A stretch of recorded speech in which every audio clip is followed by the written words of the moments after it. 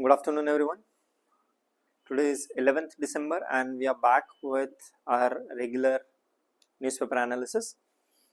आज का CNA से हम थोड़ा सा वेरिएशन ला रहे हैं.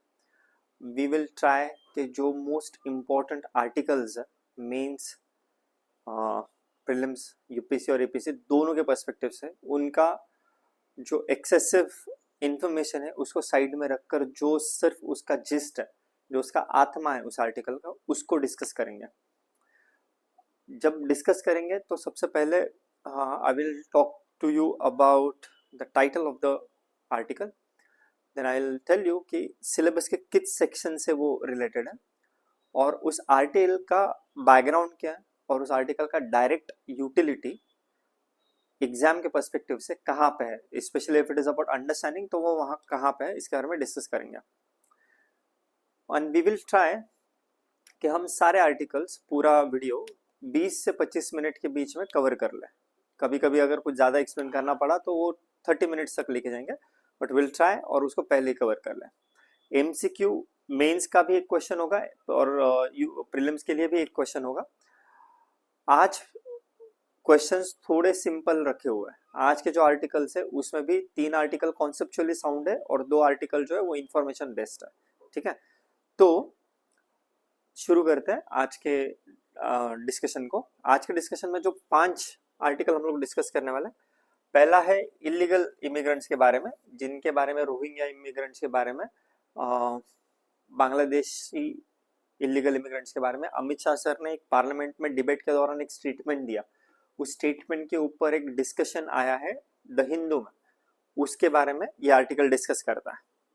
सेकेंड जो आर्टिकल है ये थोड़ा सा एथिक्स एंड गवर्नेंस से कंसर्न है. बिलासपुर में जो ट्रेन कोलिजन हुआ जिसमें 12-13 लोगों की डेथ हुई, उसका इन्वेस्टिगेशन रिपोर्ट सामने आया. उस इन्वेस्टिगेशन रिपोर्ट्स में ये समझ में आया है कि फेलियर जो है वो सिस्टमेटिक है, ह्यूमन एरर ज्यादा हुआ है, सिस्टम कैसे करप्ट है, लोगों से गवर्नेंस में कैसे गलती हो रही है, उसके बारे में डिस्कस करता है. तो हमारे लिए ये थोड़ा सा ये डिटेल में डिस्कशन नहीं हुआ, इसको शॉर्ट में करेंगे और इसका रेफरेंस कहाँ पे है उसको डिस्कस कर लेंगे.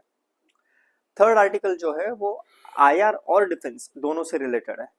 Third article is India gives lukewarm response, मतलब ठंडा रिस्पॉन्स दिया है to Russia's offer to Su-57 drones and submarines. Russia wants to have a defence deal with India, but India ने थोड़ा ठंडा रिस्पॉन्स किया हुआ है.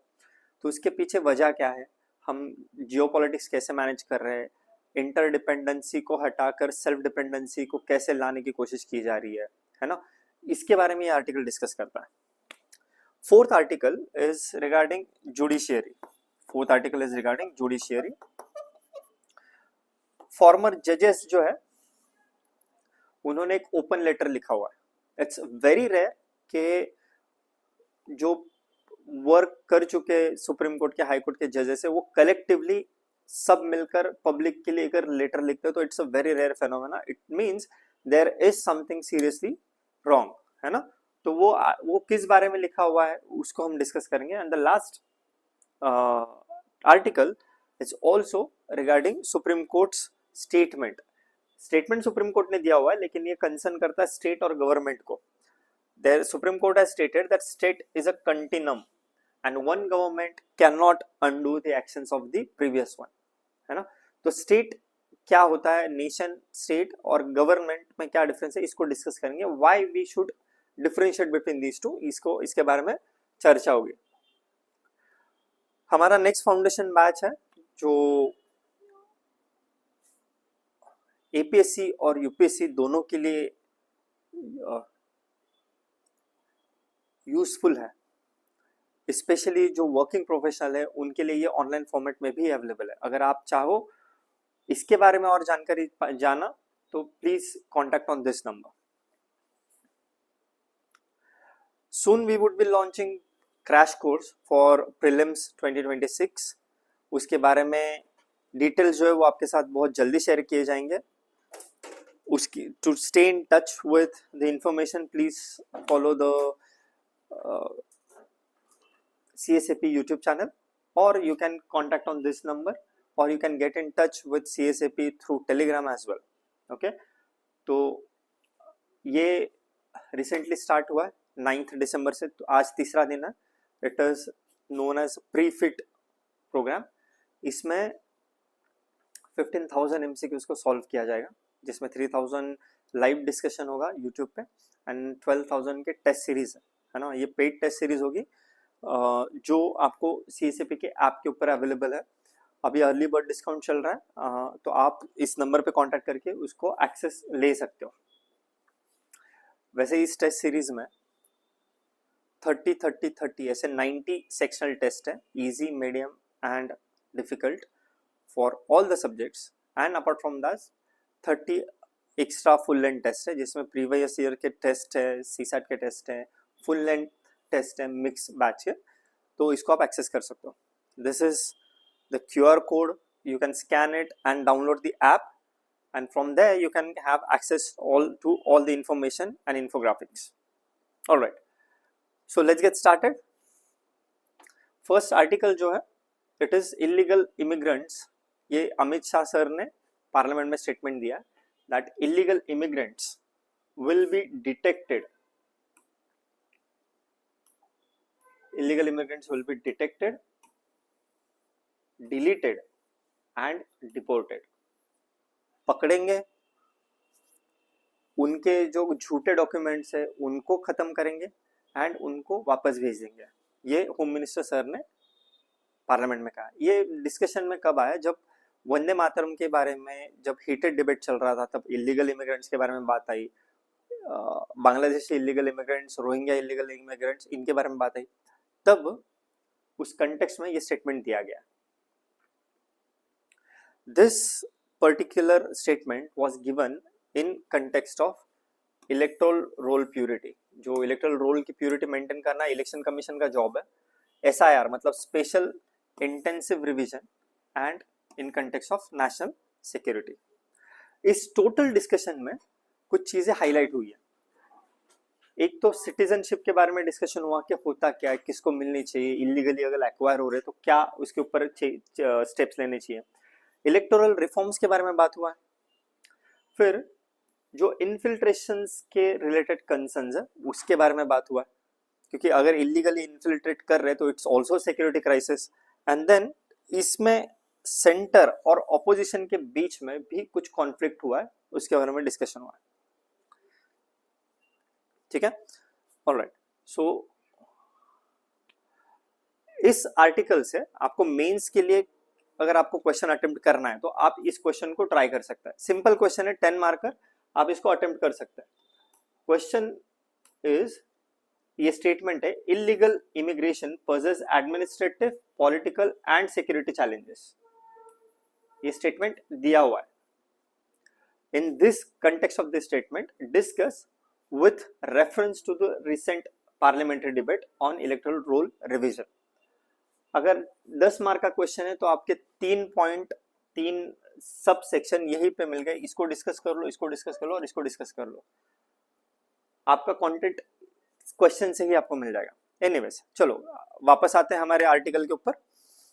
जो SIR प्रोसेस है, जो systemic intensive revision of electoral poll जो चल रहा है, उसके साथ जो डिबेट हुआ, दैट हीटेड डिबेट में ऑपोजिशन का कुछ क्लेम था, गवर्नमेंट का कुछ क्लेम था। पहले ऑपोजिशन का क्लेम क्या है वो समझ लेते हैं। ऑपोजिशन का क्लेम था जो सिस्टमेटिक इंटेंसिव रिवीजन है, जिसमें ये देखा जाएगा कौन एक्चुअल वोटर्स है, कौन फर्जी वोटर है, कौन जिनके फेक डॉक्यूमेंट्स है, ये जो कुछ भी है, अगर इसको आप बहुत करोगे तो it may lead to deletion of genuine voters.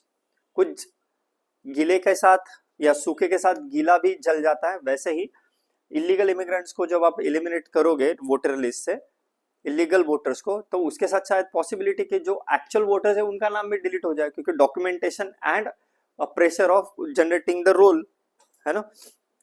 दूसरा स्टेटमेंट ऑपोजिशन का ये कि EC lacks transparency, election commission जो है वो कॉन्फिडेंशियलिटी के ऊपर काम करता है, ऐसा ऑपोजिशन का क्लेम है। ये दो मुद्दे थे जिसकी वजह से ऑपोजिशन आर्ग्यू कर रहा था।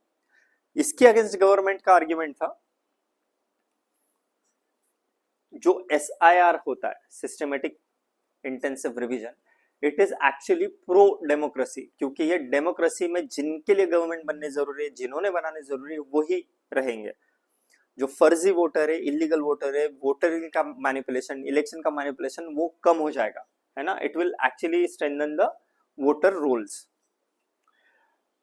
गवर्नमेंट का आर्ग्यूमेंट है कि वोट चोरी जो होती है, वोट चोरी, this actually happens through illegal voters. Also under article 326 it is a responsibility of Election Commission of India to conduct fair elections. It's a constitutional responsibility, and as a part of constitutional responsibility it has to prepare unbiased justified legal voter rolls. वो करने के लिए अगर SIR करना पड़ रहा है तो it is a constitutional necessity, ऐसा गवर्नमेंट का आर्ग्यूमेंट है. तो इससे आपको ध्यान में आ जाएगा कि जब पार्लियामेंट में डिबेट हो रहा है वो larger context citizenship, migration, immigration, national security, democracy, इनके बारे में हो रहा है. इस डिबेट में you will find that there are certain key issues. एक डिबेट किस चीज के बीच में, इलेक्टोरल इंटीग्रिटी, उसको कितना आप साफ क्लियर रखोगे, और दूसरा है डिसएनफ्रांचाइजमेंट, मतलब वोटिंग राइट्स निकाल लेना. इसके ऊपर डिबेट है. मीनिंग कि क्लीन रूल्स को लाने के साथ में ये इंश्योर करना जरूरी है कि clean rules must not delete the genuine voters. Second जो की इशू है वो है अबाउट इलीगल इमिग्रेशन, है ना. स्पेशली ये इलीगल इमिग्रेशन का जो टॉपिक है वो बहुत ज्यादा सेंसिटिव है politically, specially in the bordering states of Assam, Bengal and Tripura. Okay, इस सब में थर्ड की इशू है इलेक्शन कमीशन का रोल क्या है. अंडर आर्टिकल 326 इलेक्शन के कुछ रिस्पॉन्सिबिलिटीज दी है इलेक्शन कमीशन की. At the same time, Election Commission of India is a constitutional body and it is not supposed to be biased towards this government or that government or any government, right? Government आती जाती रहेंगी, सरकारें आती जाती रहेंगी, देश चलना चाहिए, और देश चलने के लिए इलेक्शन कमीशन का इंडिपेंडेंटली काम कर पाना जरूरी है. अगर ऐसे डिबेट अगर इन्फ्लुएंस करेंगे या कोई पॉलिटिकल पार्टी इन पावर या ऑपोजिशन उसको इन्फ्लुएंस करेगी तो वो अच्छे से काम नहीं कर पाएगा. फोर्थ की इशू इज पार्लियामेंट्री अकाउंटेबिलिटी. अगर गवर्नमेंट SIR लेकर आ रहा है, उसके बारे में अगर एक्शन ले रहा है, एडमिनिस्ट्रेटिव पॉलिसीज लेकर आ रहा है, उसके बारे में अगर if they are taking efforts, तो they are answerable, they need to answer to the parliament. So ये सर्टन की इश्यूज है इसमें. अब ये सब हम लोग ने देख लिया. इसके बियॉन्ड इस आर्टिकल में ज्यादा दिमाग नहीं लगाना है, आपको मोटा मोटी आइडिया आ गया. अब इसमें से कुछ कीवर्ड्स है जो आप मेंस के आंसर राइटिंग में यूज कर सकते हो, जैसे कि SIR हुआ, या इलेक्टोरल रोल प्यूरिफिकेशन हो गया, illegal immigration, article 326 which empowers the election commission of India, है ना. फिर कॉन्स्टिट्यूशनल मैंडेट क्या क्या दिया गया है ये उसमें आ जाएगा. प्रीलिम्स के लिए इस आर्टिकल से क्या इंपॉर्टेंट है, आर्टिकल्स रिलेटेड टू इलेक्शंस 326, है ना. पावर्स ऑफ इलेक्शन कमीशन, ये प्रीलिम्स के कंटेक्स्ट से इंपॉर्टेंट है. मेंस के कंटेक्स्ट से इलेक्टोरल रिफॉर्म टॉपिक है GS2 में, वहां पे इसका रेफरेंस आता है. सिटीजनशिप और माइग्रेशन पॉलिटिक्स इकोनॉमिक्स में भी आता है और GS2 में भी आता है. And governance challenges in multi ethnic society, ये GS1 इंडियन सोसाइटी में इसका रेफरेंस आ जाता है. Let's solve this MCQ. I will request you to pause the video and attempt this MCQ. With reference to electoral rolls management in India, consider the following. Please pause the video and try and answer this MCQ. Statement 1 is Article 326 provides for the preparation of electoral rolls as a constitutional duty. Correct. This statement is correct. So 1 is correct. So option B is eliminated. Special intensive revision is a recent process introduced in 2024. The answer is no. It was introduced during Nehru era. I think यहाँ पे मैंने mention भी किया था. हाँ, first SIR was conducted in 1952 under Nehru's government. So it is not a recent. तो 2 गया, तो ये भी गया. Now you are left with A and C. Only the election commission can make corrections or deletion in voter list. Correct. सिर्फ election commission of India is empowered to make corrections और deletion in the voter list. उठ के ऐसे कोई era गैरा Nathu para नहीं कर सकता delete. ठीक है, alright. So this was our first article. Second article short है बट इंपॉर्टेंट है। बिलासपुर में ट्रेन का कोलिजन हुआ और उसमें इंक्वायरी में ये पता चला कि जो लोकोमोटिव पायलट था, मतलब जो ट्रेन का ड्राइवर, सिंपल भाषा में बोला जाएंगे, he was actually unfit for the duty. Reports में ऐसे ऐसे ग्लेरिंग चीजें बाहर आई है कि आप शायद 2 बार सोचोगे कि यार ये कैसे ट्रेन का पायलट बन गया। दिस लोकोमोटिव पायलट का जब रिपोर्ट असेस किया गया, it was found that the locomotive pilot जो इसका पार्ट था, he lacked the basic safety knowledge. he had failed in aptitude test and did not understand the meaning of the signals. जो signal है ना, yellow green, उसका meaning उसको समझ में नहीं आया, इसकी वजह से कोलिजन हुआ है। अब आप बात बताइए कि जब रिपोर्ट में ये एविडेंस मिल गया है कि he had failed in the aptitude test, तो उनको कैसे जॉब पे रखा गया? It's a clear cut example of mismanagement और करप्शन। इंक्वायरी होगी, कैसे लिया गया वो सबके ऊपर अब एक्शन लिया जाएगा, कोर्ट में केसेस होंगे, उनको सजा भी हो जाएगी, लेकिन जो 12-13 लोग मरे वो वापस नहीं आएंगे। It's a blatant human error, जिसको इट्स लाइक जिसको ड्राइविंग नहीं आती उसको बस चलाने के लिए दे दी। अकाउंटेबिलिटी का मेजर इशू है। तो इस आर्टिकल को हम बहुत क्विकली सिर्फ ऑब्जेक्टिवली देखेंगे। ये उसका आपको रिपोर्ट में जो डिटेल्स है वो बताता हूं मैं आपको। ये डिटेल्स के हिसाब से जो लोकोमोटिव पायलट था, he had failed in aptitude test. कब? अभी जून में, 6 महीने पहले टेस्ट हुआ था, उसमें ये फेल कर दिया था। He had scored 2 out of 7 in safety knowledge, मतलब सेफ्टी नॉलेज में भी 7 में से 2 ही क्वेश्चन इनके करेक्ट आए थे। ऑल्सो जब उनको सिग्नल दिया गया था, he overshot the signal. Moreover, other evidence, other reports, mobile signaling suggest that during that period when he was losing the signal, when he was not following the instruction, when he was actually busy on phone, probably scrolling something. Anyways, so report ने ये highlight किया, he was unfit to operate the train engine.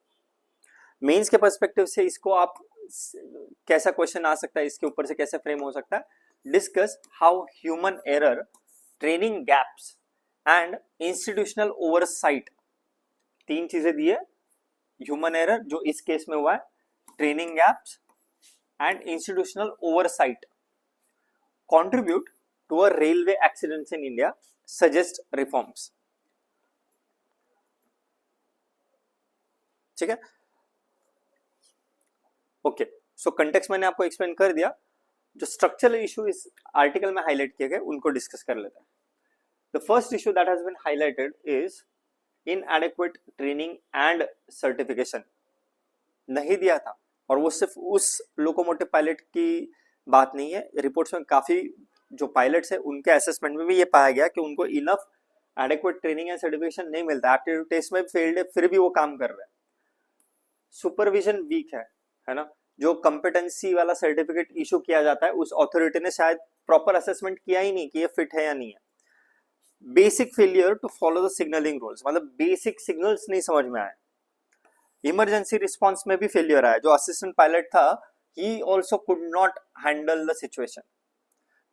तो ये बहुत short था, but it was important कि human error, institutional lack of institutional oversight, lack of training कैसे impact करता है ना। तो इसमें keywords human error, safety protocol, institutional oversight, signalling violation, public transport governance etcetera, इनको आप देखोगे। कहां कहां आता है ये सिलेबस में?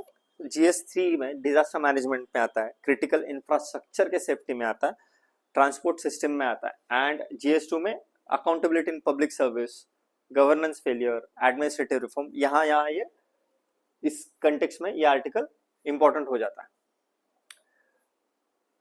अब यहाँ पे मैंने एक वैल्यूएशन की लाइन दी है which you can utilise for mains answer writing. You can introduce any question regarding rail with the statement that India's railways carry 2.5 to 3 crore passengers every single day, and that highlights, that emphasizes that safety governance is critical at macro level. This is the MCQ, simple MCQ है, इसको आप attempt करिए और comment section में आप answers लिखिए. Please pause the video and comment. I would expect you to attempt this MCQ. बहुत simple है, इसीलिए मैं ये अटेम्प्ट नहीं कर रहा हूँ. इसके आंसर्स भी पीपीटी में आपको यहाँ पॉज करोगे तो मिल जाएगा, but yet I would request you कि आप इसको अटेम्प्ट करो. अब आता है इंटरेस्टिंग आर्टिकल. अब पंगा ये है कि अभी जो ऑपरेशन सिंदूर हुआ, 71 का बैटल हुआ, 99 का कारगिल वॉर हुआ, जितने भी इंडिया हैज फॉट और the military engagement that India has had, उसमें रशियन वेपनरी का बहुत बड़ा रोल रहा है. ब्रह्मोस ने भी, आपको पता ही है ऑपरेशन सिंदूर में कितना कमाल दिखाया. जब प्रेसिडेंट पुतिन इंडिया में आए थे तो वो अपने साथ कुछ प्रपोजल्स लेकर आए थे, जिसमें हमारे पास सुखोई है, उस सुखोई का next advance 5th generation fighter jet, हमारे पास राफाल है, राफाल 4.5 जनरेशन है, 4.5 है. 5th जनरेशन Su-57 जेट को, फाइटर प्लेन को रशिया वांट्स कि इंडिया परचेस करे.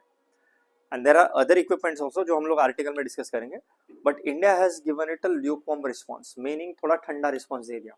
ये क्यों दिया, इसके बारे में हम इस आर्टिकल में जानेंगे. हुआ क्या कि जैसे मैंने कहा कि aggressively pushed a major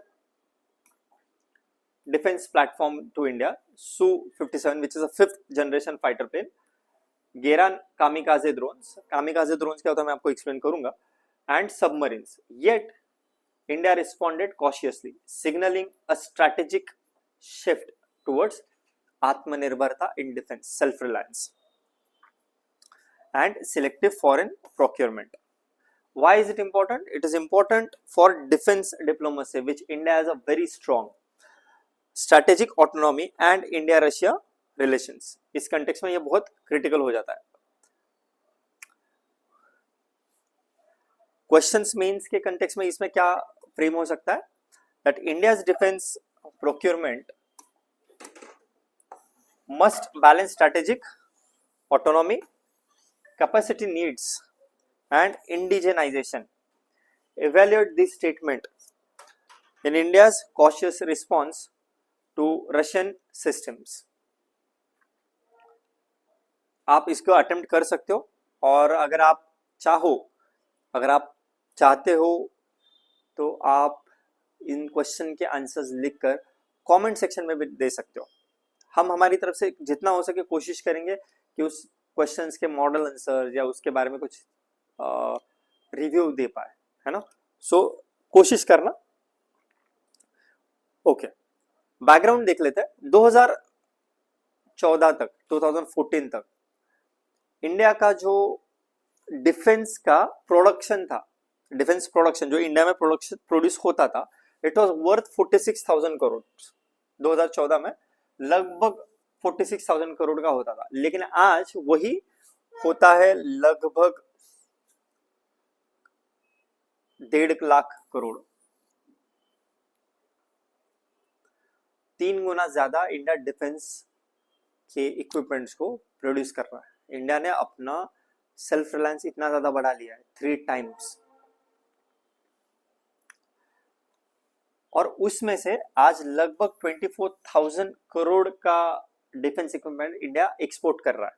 so country which was import dependent has now become exporting country, India. जो सेकंड इशू इसमें यह है कि Su-57 जो 5th जनरेशन एयरक्राफ्ट है, वो अभी तक ट्राइड एंड टेस्टेड नहीं है, completely operational, completely acceptable in all circumstances नहीं हुआ है ना. और ऊपर से it is yet to mature fully in global platform, global level पे. थर्ड, जो जेरान ड्रोन्स है, कामिकाजी ड्रोन्स। कामिकाजी कहाँ से वर्ड आता है? कामिकाजी आता है वर्ल्ड वॉर 2 से। कामिकाजी क्या थे? वो जापानीज फाइटर्स थे, एयरप्लेन के उड़ाने वाले। उन्होंने अपने प्लेन के अंदर पूरा बारूद भर दिया था, सारा एमिनेशन भर दिया था, और वो प्लेन के साथ कोलाइड करते थे, मतलब प्लेन के साथ घुस जाते थे। It is like a suicide attack, लेकिन वो सोल्जर करते थे, वो थे कामिकाजी। तो ये जो जेरन कामिकाजी ड्रोन है, इसका मतलब है कि the drones which will go and will not come back, they will act as a weapon system, वो बेचना चाहता है। बट ये जो जेरन ड्रोन्स है ना, ये they do not align with India's current drone doctrine. Current drone doctrine जो है इंडिया का, it does not see drone warfare from the perspective of suicide attack bombing. Fourth, जो डोमेस्टिक ऑल्टरनेटिव्स है defence equipment जो Russia India को बेचना चाहता है, वो ऑलरेडी इमर्ज कर रहे हैं, जैसे कि लाइट एयरक्राफ्ट है, लाइट कॉम्बैट एयरक्राफ्ट तेजस MK2, या AMCA प्रोजेक्ट है, या इंडिजिनस UAVs, इंडिजिनस ड्रोन जो है, etcetera. Also, strategically, India wants to avoid over dependence on a particular country, be it Russia, be it US, be it France, etc. And India wants to balance all of them. Israel से भी defence equipment, Russia से भी, France से भी, USA से भी, and जरूरत पड़ी तो और किसी कंट्री से भी। डाइवर्सिफिकेशन, एक कंट्री के ऊपर रिलाय करने लग जाओगे तो you know what will happen.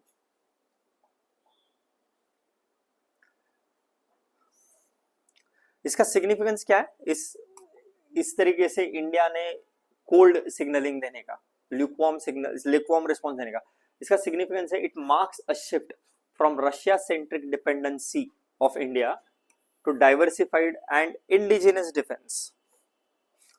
It reflects the global trend that India is not looking for procuring, but it is looking for jointly producing, है ना?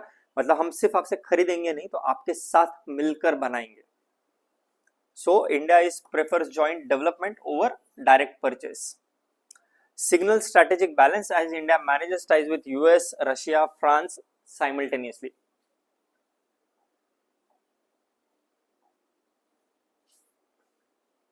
ये कीवर्ड्स है, you can stop the video, you can pause the video and you can take a look at it. UPSC relevance किस में topic में? Bilateral relation में, international security, diplomacy etcetera, indigenisation in defence, defence technology, research and development, strategic industry etcetera, है ना?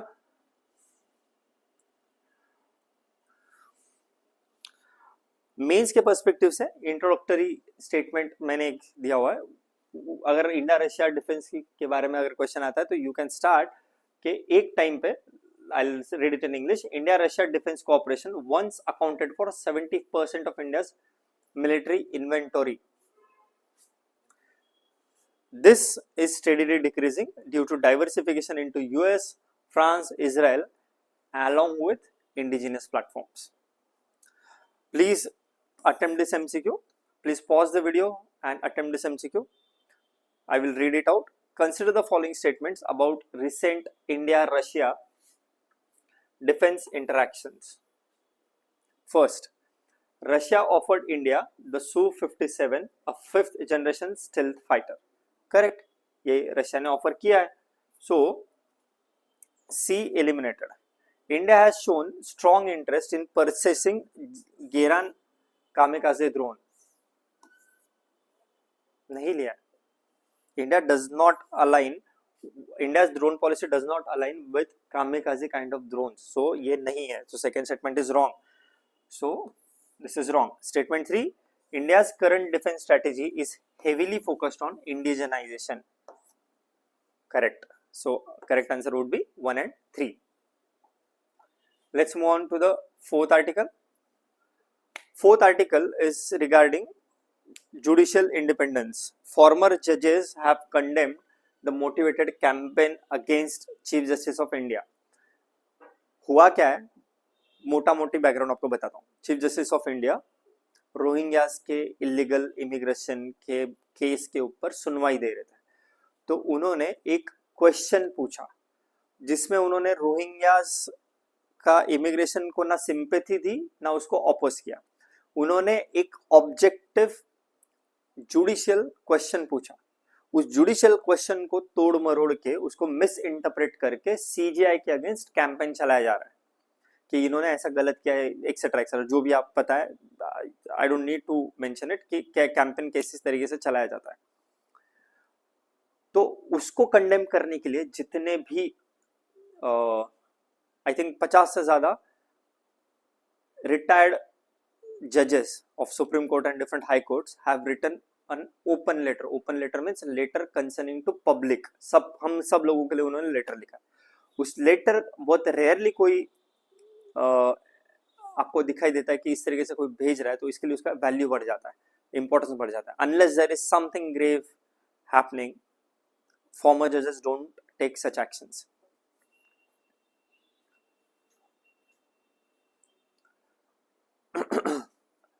अब आपके सिर्फ अब जानकारी के लिए मैं आपको ये स्टेटमेंट बता रहा हूं कि उन्होंने कहा क्या था। इसका आपके एग्जाम से लिंक नहीं है, बट हम कंटेक्स्ट देख रहे हैं तो आपको मैं बस स्टेटमेंट बताता हूं। सीजीआई का बेसिक क्वेश्चन इन कोर्ट था कि who in law has given the status that is being claimed before the court. वो सिर्फ एम्फसाइज करना चाहते थे कि नो एडजुडिकेशन, मतलब no judgement on rights can proceed until legal status is clarified, है ना। मीनिंग लेट्स से कि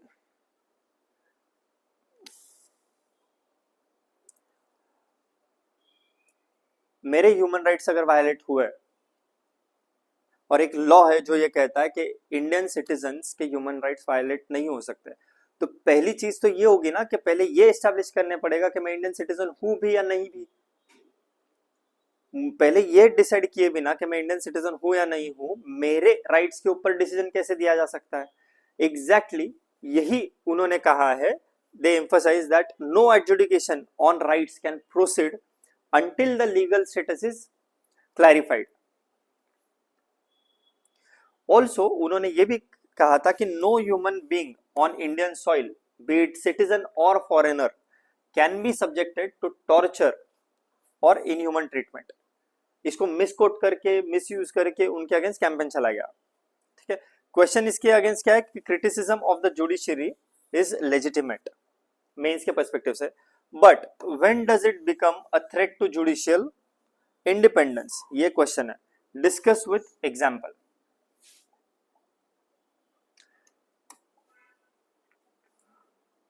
ये शुरू हुआ रोहिंग्या माइग्रेंट्स के बारे में डिस्कशन के टाइम, जो कोर्ट में डिस्कशन चला था उस टाइम पे, where the CJI asked foundational legal questions about the status and entitlements of Rohingyas.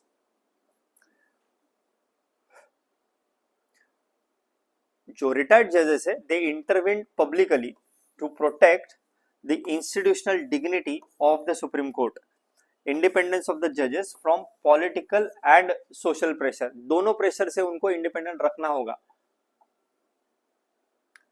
इसमें की इश्यूज क्या हाईलाइट हुआ है? Judicial independence.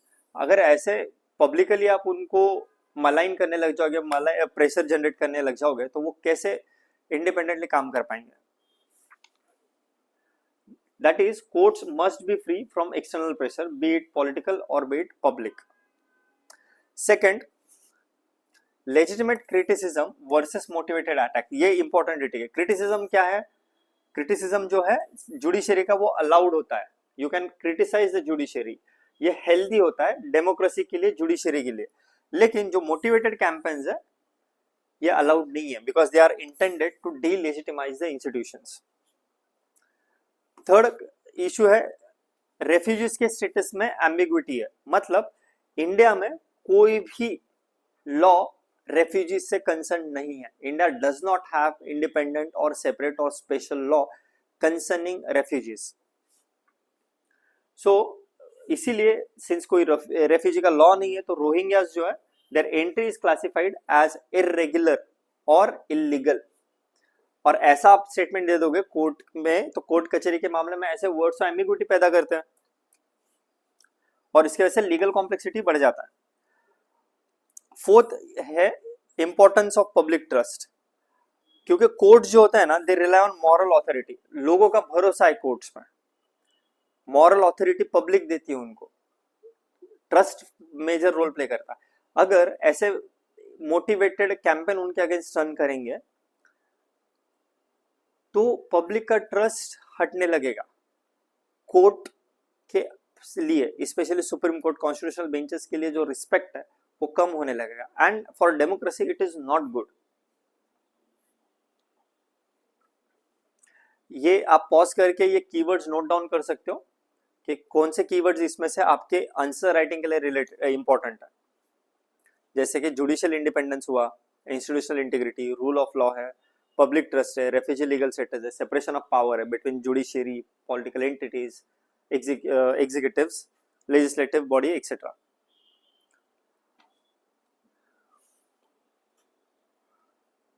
एमसीक्यू आप पॉज करके अटेम्प्ट करने की कोशिश करिए, मैं आपके लिए रीड कर देता हूं। With reference to judicial independence in India, consider the following statements. First, जजेस can be criticised but motivated attacks intending to delegitimize judicial proceedings threatens the institutional integrity. This statement is correct. Judges in India can be criticized. So C is eliminated. India has a comprehensive statutory refugee law. ये है ही नहीं ना, तो यही पे statement wrong हो गया। So 2 is gone. Statement third, judicial independence is part of the basic structure of the constitution. Correct. अब इस में मुझे आप बताइएगा कि जुडिशियल डोमेन में बेसिक स्ट्रक्चर किस केस के वजह से आया था? केशवानंद भारती केस है ना, केशवानंद भारती केस के साथ आया बेसिक स्ट्रक्चर डॉक्ट्रिन। पॉलिटी में हम लोग पढ़ते हैं तो क्विक रिवीजन ऐसे हो जाएगा।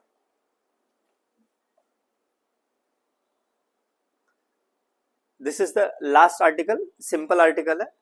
What Supreme Court has said कि state is a continuum, मतलब एक continuous process होती है।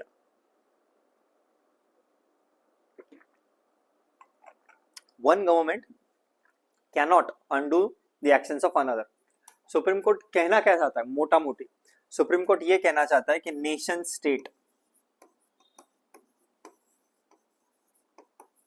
और गवर्नमेंट सेम नहीं है, क्योंकि नेशन स्टेट में आर्टिकल 12 नेशन स्टेट को जैसे डिफाइन करता है, उसमें सिर्फ गवर्नमेंट नहीं है, उसमें जुडिशियरी है, ऑपोजिशन है, एग्जीक्यूटिव्स है, टेम्पररी एग्जीक्यूटिव है, परमानेंट एग्जीक्यूटिव है, मतलब ब्यूरोक्रेसी भी है, प्राइवेट एंटिटीज भी है। ये लैंड के ऊपर जो भी है वो सब नेशन का हिस्सा है, नेशन स्टेट का हिस्सा है। और गवर्नमेंट सिर्फ विनिंग पॉलिटिकल पार्टी है जो कुछ वक्त के लिए रूल कर रही है। हम स्टेट को गवर्नमेंट के साथ इक्वेट नहीं कर सकते। What supreme court has said कि स्टेट कंटिन्यू रहता है, it's non dying continuously living entity. सरकारें आते जाती रहेंगी, लेकिन जस्ट बिकॉज नया सरकार आ गया तो स्टेट या नेशन स्टेट को कि जो पहले से पॉलिसीज थे उसको आप रप्चर करके नए से लेकर आओगे या पुराने को अननेसेसरी एज ऑटोमेटिकली उसको खत्म कर दोगे तो आप नुकसान कर रहे हो। This is what supreme court has mentioned. Why it is important? Because this continuum, understanding and differentiating nation state from government is important. It has direct implications for administrative continuity, politically motivated reversals, prosecution sanctions and federal governance and rule of law. Policy में continuation आएगा, economic policy, international relation policy, engagement policy, defence policy, इसमें continuation maintain होगा। सरकार आएगी जाएगी, चलता रहेगा, देश चलना चाहिए, ये सुप्रीम कोर्ट ने याद दिलाया है। यहां पे मेंस के कंटेक्स्ट में क्वेश्चन लिखा हुआ है, you can attempt this question. Administrative continuity is essential to the rule of law. Discuss it with the reference to the Supreme Court's recent remarks that state is a continuum. Supreme court ने इसमें एक बहुत important statement दिया. Supreme court ने कहा कि the state is not the political party in power. The institution of state, it continues uninterrupted regardless of the political changes. Political party power में नहीं है तो प्रेसिडेंट रूल रहेगा. प्रेसिडेंट रूल तब तक रहेगा जब तक नया गवर्नमेंट नहीं आ जाता. इलेक्शन नहीं हो रहे तो इलेक्शन जब तक नहीं होते तब तक एग्जिस्टिंग गवर्नमेंट कंटिन्यू करेगा. इमरजेंसी पावर यूज होंगे लेकिन देश चलता रहेगा, स्टेट चलता रहेगा. New governments must show valid and objective reasons before reversing earlier administrative decisions. इसलिए नहीं कि अब कांग्रेस की सरकार गई, बीजेपी की आ गई, या बीजेपी की गई तो कांग्रेस की आ गई तो पुराने वाले जो रूल्स है सबको खत्म कर दो. Basically what supreme court is saying कि जो आर्बिट्री अपने मन से कुछ भी डिसीजन रिवर्स कर रहे हैं ना, इसके ऊपर अब ब्रेक लगाना पड़ेगा.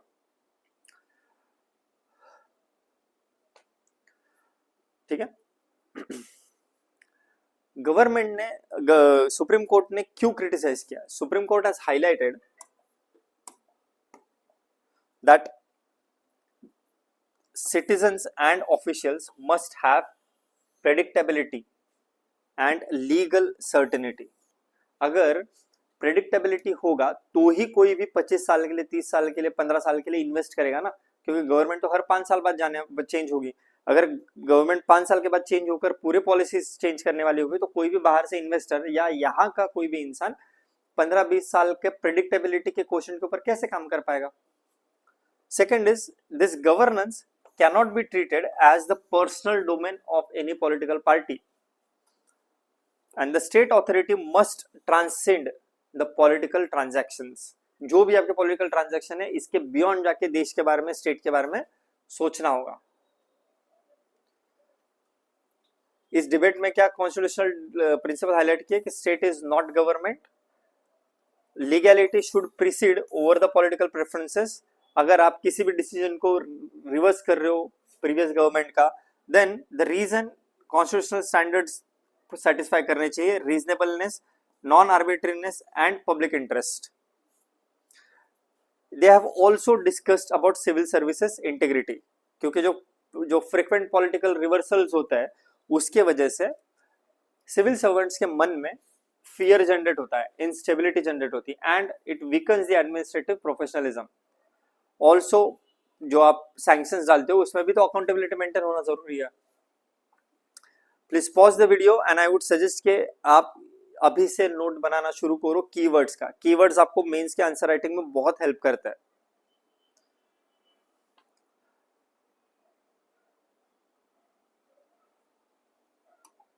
इसके ऊपर अगर क्वेश्चंस आता है तो आप उस क्वेश्चन को इस की स्टेटमेंट से स्टार्ट कर सकते हो. सुप्रीम कोर्ट ने ये क्लियर वर्ड्स में मेंशन किया है कि state action must be guided by the public interest and not political convenience.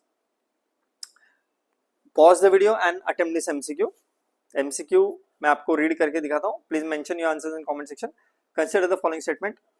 The state under Article 12 is a permanent constitutional entity that continues beyond changes in government. Statement is correct. So, C is gone. A new government may reverse all administrative decisions of the previous government without justification. Without justification? ना.